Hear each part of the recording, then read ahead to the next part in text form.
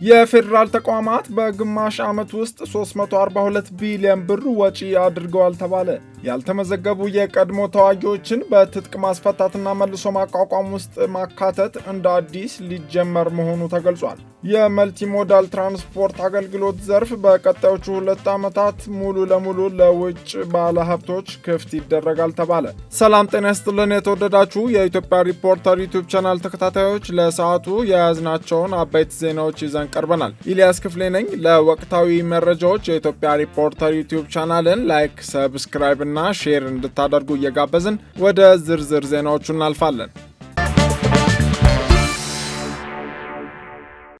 የመልቲሞዳል ትራንስፖርት አገልግሎት ዘርፍ በቀጣዮቹ 2 ዓመታት ለውጭ ኩባንያዎች ሙሉ ለሙሉ ክፍት ይደረጋል ተባለ። በ2016 ዓ.ም በመልቲሞዳል ትራንስፖርት ላይ ለመሰማራት ፈቃድ ያገኙ 3 ድርጅቶች በቀጣይ 3 ወራት ውስጥ ስራ ካልጀመሩ ፈቃዳቸው እንደሚቀማም የኢትዮጵያ ማሪታይም ባለስልጣን አስታውቋል። የመልቲሞዳል ትራንስፖርት ወይም በአንድ ውል ስር በተለያዩ ማጓጓዣዎች አማካኝነት አገልግሎት መስጠት ለግል ዘርፉ ክፍት ከተደረገ በኋላ በዋነኛ በጅቡቲ ወደብ ለበርካታ ቀናት ተከማችተው የሚቆዩ የሀገሪቱ ንብረቶች በፍጥነት እንዲነሱ ያግዛል ተብሏል። አስመጪና ላኪዎችም በዋጋና በጥራት አወዳድረው የተሻለ አገልግሎት እንዲያገኙ ያስችላቸዋል ሲሉ የባለስልጣኑ ዋና ዳይሬክተር ኢንጂነር አብዱልበር ሸምሱ ገልጸዋል። የማሪታይም ባለስልጣን ባለፈው ዓመት ፈቃድ ለሰጣቸው 3 ኩባንያዎች ማሳሰቢያ መልእክት አስተላልፎ ለ3 ተጨማሪ ኩባንያዎች የመልቲሞዳል ትራንስፖርት ፈቃድ የሰጠ ሲሆን የኢትዮ ጅቡቲ የምድር ባቡር አክሲዮን ማህበር፣ ገልፊንጎት ኤፍሲዚ ኢንዱስትሪ ኃላፊነቱ የተወሰነ የግል ማህበር እንዲሁም ኢትዮ ሪል ሎጂስቲክ ኃላፊነቱ የተወሰነ የግል ማህበር ፈቃድ ያገኙ ኩባንያዎች ሆነዋል። ኢትዮጵያ በአሁኑ ወቅት 4 ዋና ዋና የንግድ መስመሮችን ማለትም ከቻይና፣ ከአሜሪካ፣ ከዱባይና ከአውሮፓ ጥሬ ዕቃዎችን እያስገባች መሆኑን ባለስልጣኑ ገልጿል። ከዚህ ቀደም በግሉ ዘርፍ ፈቃድ የተሰጣቸው ፓናፍሪክ ግሎባል፣ ጥቁር አባይ እንዲሁም ኮስሞስ የተባሉ ኩባንያዎች በፈቃዳቸው መሰረት አገልግሎት እንዲሰጡ እና ይህ ካልሆነ አስተዳደራዊ እርምጃ እንዲሁም ፈቃድ መሰረዝ ድረስ ይገጥማቸዋል ተብሏል። በቀጣይ 2 ዓመታት ውስጥ የመልቲሞዳል ትራንስፖርት ዘርፍ ለውጭ ኩባንያዎች ሙሉ ለሙሉ ክፍት እንደሚሆንም የባለስልጣኑ ዋና ዳይሬክተር ኢንጂነር አብዱልበር ለሪፖርተር ተናግረዋል። የፌዴራል ተቋማት በግማሽ ዓመት 342 ቢሊዮን ብር ወጪ ማድረጋቸው ተገለጸ። የፌዴራል መንግስት ተቋማት በ2017 በጀት ዓመት አጋማሽ ውስጥ 342 ቢሊዮን ብር መጠቀማቸውን የገንዘብ ሚኒስቴር ያወጣው አዲስ ሪፖርት አመልክቷል። ሁሉንም ሚኒስቴር መስሪያ ቤቶች፣ ኤጀንሲዎችና ባለስልጣን ተቋማት በጥቅሉ 174 የፌዴራል መንግስት ተቋማት በመጀመሪያው ሩብ ዓመት 152 ቢሊዮን ብር እንዲሁም በሁለተኛው ሩብ ዓመት 190 ቢሊዮን ብር በድምሩ 342 ቢሊዮን ብር ገደማ ወጪ ማድረጋቸውን የገንዘብ ሚኒስቴር መረጃ አስታውቋል። ከእነዚህ ተቋማቶች ውስጥም ከ100 በላይ የሚሆኑት የኢንተግሬትድ ፋይናንሻል ማኔጅመንት ኢንፎርሜሽን ሲስተም ሪፖርት አቀራረብ ስርዓትን የሚጠቀሙ ሲሆን የተቀሩት 56 የመንግስት ተቋማት ደግሞ ኢንተግሬትድ በጀት ኤንድ ኤክስፔንዲቸር ሲስተም ወይም አይቤክስ አማካኝነት ሪፖርት እንደሚያደርጉ ተመላክቷል። ወጪዎቹ በበጀት ዓመቱ መጀመሪያ ሰኔ ወር 2016 ዓ.ም በህግ አውጪው አካል ከጸደቀው 906 ቢሊዮን ብር የፌዴራል በጀት አንጻር 1/3 በላይ የሚሆነውን ድርሻ ይይዛል። በህዳር ወር 2017 ደግሞ ፓርላማው የማዳበሪያ፣ ነዳጅ፣ መድኃኒትና ሌሎች ድጎማዎችን ለመሸፈን ተጨማሪ 582 ቢሊዮን ብር በጀት ሲያጸድቅ እንዲሁም ለመንግስት ሰራተኞች የደሞዝ ጭማሪ የሚውል 91 ቢሊዮን ብር የሚጠጋ ተጨማሪ ገንዘብ መመደቡ ይታወሳል። እነዚህ ጭማሪዎችን ተከትሎም አጠቃላይ የዓመቱ በጀት ብዛት 1.45 ትሪሊዮን ብር ያደረገው ሲሆን የኢትዮጵያ ከፍተኛ በጀት የተያዘበት ታሪካዊ ዓመትም ሆኗል። ከመጀመሪያው በጀት ውስጥ ከፍተኛ ድርሻ ያለው ማለትም 222 ቢሊዮን ብር ለክልል አስተዳደሮች ድጎማ ተይዞ የነበረ ሲሆን 14 ቢሊዮን ብር ለዘላቂ ልማት ግቦች ተመድቧል። ይሁን እንጂ የሚኒስቴሩ ሚኒስቴሩ የአሁኑ የበጀት አጠቃቀም ሪፖርት በክልል አስተዳደሮች ወጪን በተመለከተ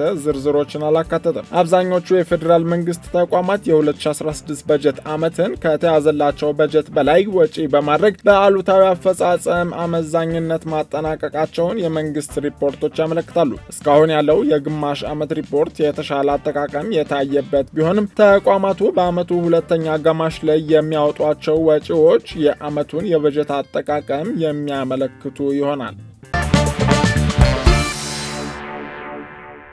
ያልተመዘገቡ የቀድሞ ተዋጊዎችን በትጥቅ ማስፈታትና መልሶ ማቋቋም ውስጥ ማካተት እንደ አዲስ ሊጀመር ነው። የክብር ወረቀት የተሰጣቸውና በጦርነቱ ወቅት ጉዳት ደርሶባቸው በየቤታቸው ያሉ የቀድሞ ተዋጊዎችን በትጥቅ ማስፈታትና መልሶ ማቋቋም ወይም ዲዲአር ሂደት ውስጥ ለማካተት ተጀምሮ የነበረው ስራ ስህተቶች ያሉበት በመሆኑ እንደ አዲስ ሊጀመር መሆኑን የትግራይ ክልል ሰላምና ጸጥታ ቢሮ አስታውቋል። ሪፖርተር የተመለከተው የካቲት 30 ቀን 2017 ዓ.ም ተጽፎ ለክልሉ ጊዜያዊ አስተዳደር ሰላምና ጸጥታ ሴክሬታሪያት እንዲሁም የተለያዩ ዞኖች የተጻፈው ደብዳቤ እንደሚያመለክተው የቀድሞ ተዋጊዎቹ የጦር አባል እንደነበሩ ጉዳት እንደደረሰ ባቸውና የጉዳታቸው መጠን ተለይቶ የሂደቱ አካል እንዲሆኑ የማድረግ ስራው እንዲጀመር ጥሪ አቅርቧል። ደብዳቤው የተላለፈላቸው ዞኖች እንዲሁም የሰራዊት ክፍሎችም ከመጋቢት 11 ቀን 2017 ዓ.ም ጀምሮ በሂደቱ ውስጥ የማካተት ስራቸውን እንዲጀምሩ ነው ያሳሰበው። በዶክተር ደብረጽዮን ገብረ ሚካኤል የሚመራው ህወሓት ምክትል ሊቀመንበር አቶ አማኑኤል አሰፋ ዲዲአር ወይም ትጥቅ ማስፈታትና መልሶ ማቋቋም ሂደትን በሚመለከት ድርጅቱ እንቅፋት ሆኗል በሚል በአቶ ጌታቸው ረዳ ለቀረበ ወቀሳ እኛ የትጥቅ ማስፈታትና መልሶ ማቋቋም ጊዜውን ባልጠበቀና የህዝቡን ህልውና አደጋ ላይ በሚጥል መልኩ መፈጸም የለበትም አልን እንጂ ይቅር አላልንም በማለት ውድቅ ማድረጋቸው ይታወሳል። ባሳለፍነው በአዲስ አበባ መግለጫ የሰጡት የጊዜያዊ አስተዳደሩ ፕሬዝዳንት አቶ ጌታቸው ረዳ ደግሞ ትጥቅ ማስፈታትና መልሶ የማቋቋም አካሄድን ለማስፈጸም የተሄደበት ርቀት በቂ እንዳልሆነና ለዚህ ደግሞ ክልሉን የሚያተራምሱ ኃይሎች እንቅፋት እየፈጠሩ መሆኑ ትልቅ ምክንያት መሆኑን ገልጸው እንደነበር መዘገባችን ይታወሳል።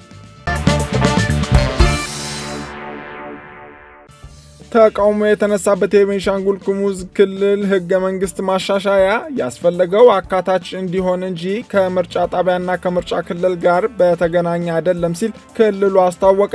በክልሉ በሚንቀሳቀሱ ፖለቲካ ፓርቲዎች ተቃውሞ የተነሳበትና ተቃዋሚዎችም ለእስር የተዳረጉበት የቤንሻንጉል ጉሙዝ ህገ መንግስት ማሻሻያ ያስፈለገው ህብረ ብሔራዊና አካታች እንዲሆን እንጂ ከምርጫ ጣቢያና ከምርጫ ክልል ጋር የሚያገናኘው የለም ሲሉ የክልሉ የፍትህ ቢሮ ኃላፊ መሐመድ ሐሚድ አስተባብለዋል። ቤንሻንጉል ጉሙዝ ክልል የፍትህ ቢሮ ኃላፊው መሐመድ ከክልሉ ቴሌቪዥን ጋር ባደረጉት ቃለ ምልልስ የማሻሻያ ሐሳቡ መነሻ የክልሉ ካቢኔ መሆኑን ጠቅሰው ሁለት ተፎካካሪ ፓርቲዎች ባሉበት ውይይት ተደርጎ በአብላጫ ድምፅ መጽደቁን አመልክተዋል። በተሻሻለው ህገ መንግስት የምክር ቤት መቀመጫ ወንበር ከ100 ወደ 165 ከፍ መደረጉን ገልጸው ይህም የህብረተሰቡን ማህበራዊና ኢኮኖሚያዊ ፍላጎት ላይ ተመስርቶ መደረጉን አስታውቀዋል። ከተፎካካሪ ፓርቲዎች የምርጫ ጣቢያ እያፈረሳችሁ እንደ አዲስ እያደራጃችሁ ነው በሚል ቅሬታዎች ይነሳሉ።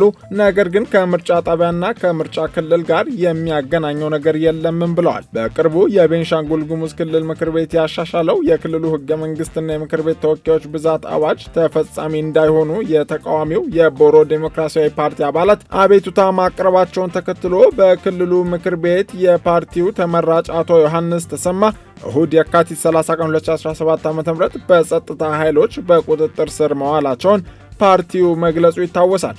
ይሁንና የምክር ቤት አባሉ ያለመከሰስ መብትም ቅዳሜ መጋቢት 6 2017 ዓ.ም በአስቸኳይ ጉባኤ መነሳቱ አይዘነጋም። ከተቃዋሚው የቦሮ ዲሞክራሲያዊ ፓርቲ የተመረጡ 3 የክልሉ ምክር ቤት አባላት የክልሉ ምክር ቤት በአብላጫ ድምፅ ያጸደቃቸው 2 አዋጆች ያልነበሩ ያልተደነገጉ እንዲባሉና ተፈጻሚ እንዳይሆኑ ለሀገሪቱ የህገ መንግስት ጉዳዮች አጣሪ ጉባኤ ዳኝነት መጠየቃቸው አይዘነጋም። የተወደዳችሁ የኢትዮጵያ ሪፖርተር ዩቲዩብ ቻናል ተከታታዮች የሰዓቱ ዜናዎቻችን እነዚህ ነበሩ። ለፈጣን መረጃዎች የኢትዮጵያ ሪፖርተር ዩቲዩብ ቻናል ቤተሰብ እንድትሆኑ እንጋብዛለን። መልካም ጊዜ